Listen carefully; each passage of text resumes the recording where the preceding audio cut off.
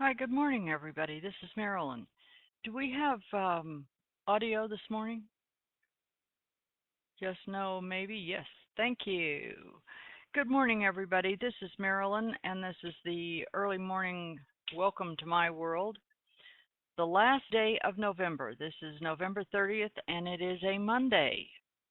So I hope everybody had a wonderful Thanksgiving weekend and holiday um, and safe.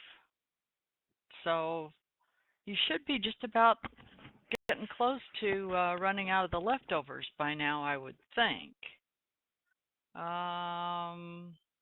It's always the leftovers that are the best, anyway.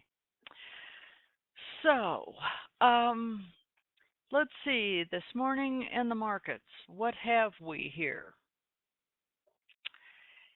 The indices are all they're just in a nice trend up, and they all seem to be moving together.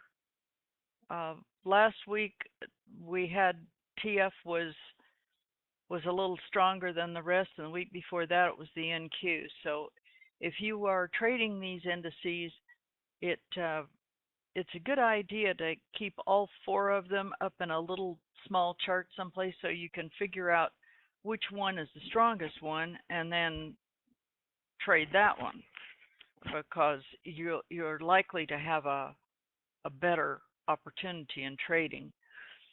We've got gold has been in a little hover, and all of a sudden it broke out.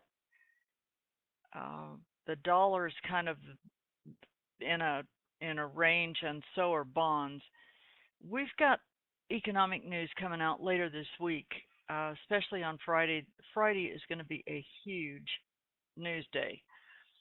The unemployment numbers are coming out, which it would appear the Fed may be using to justify their their raising interest rates later in December. So we want to pay good close attention to that. There is Canadian news in about 1 minute. It's the only thing that hits at 8:30 this morning. It's not a huge news issue, but if you trade the Canadian dollar, I would pay attention to that. At 9:45 this morning, we have Chicago PMI, and at 10 we have pending home sales. The big item this week is going to be Friday. Besides the U.S. economic news, Friday is the OPEC meeting, and there's a lot of activity in crude oil. I think we're going to see the volume in crude oil go up. The contracts. There's a lot of positions being taken in Brent by the Europeans ahead of this. The the issue with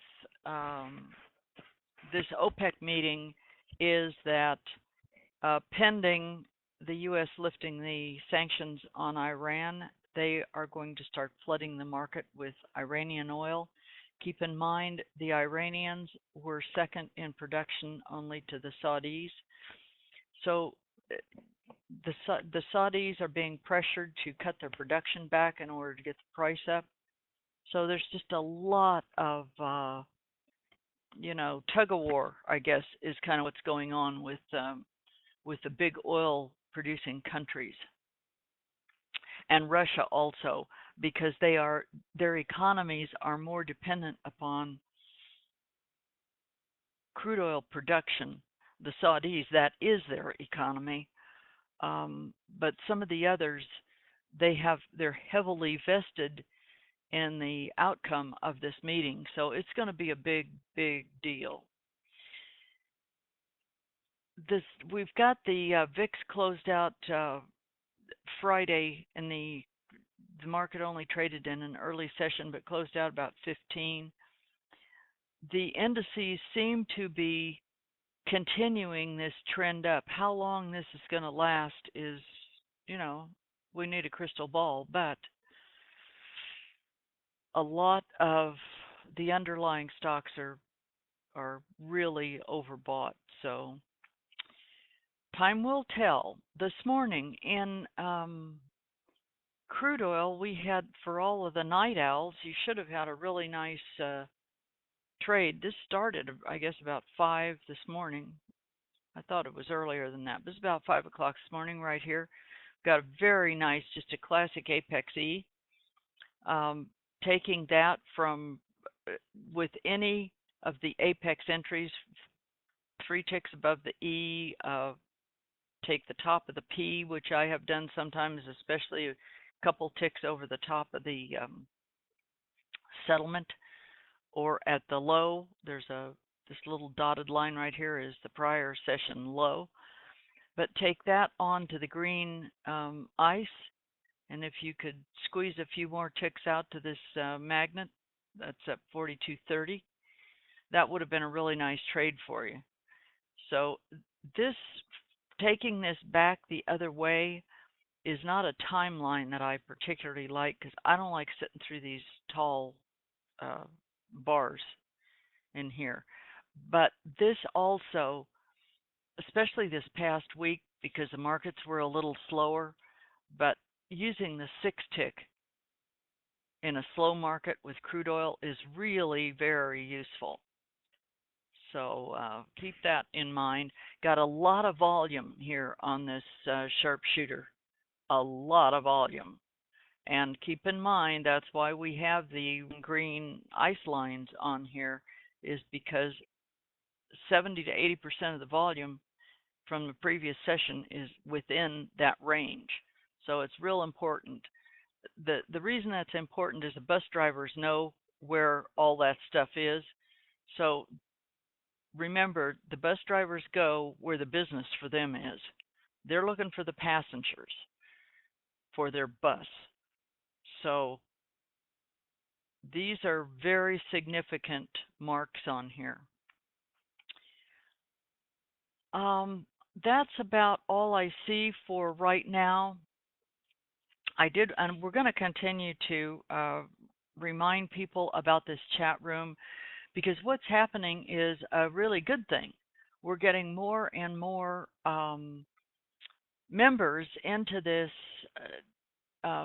chat room, which is fabulous, because we all learn from each other. That's the whole purpose of it. But I want to remind you to try and keep the chat to trading only. People come in and out of this room, and then they want to scroll back and see what they missed. Well, if they're scrolling through a bunch of other stuff, it gets to be really frustrating to find the trading information. So let's keep this to trading.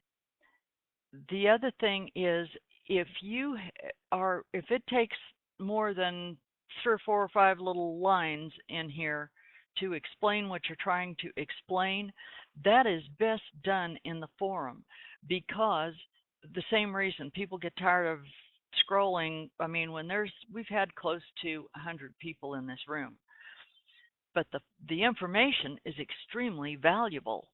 So if you could post that longer stuff in the forum, it gives everybody the opportunity to really go back and spend some time to see what you've put in there. That's why we have the forum. So that's about all I see. It looks like this news with the Canadian dollar didn't affect it very much. So I will come back on about noon, and we'll see what the morning has brought us. This has been my view from my world in Apex land, brought to you by Apex Investing. Thanks.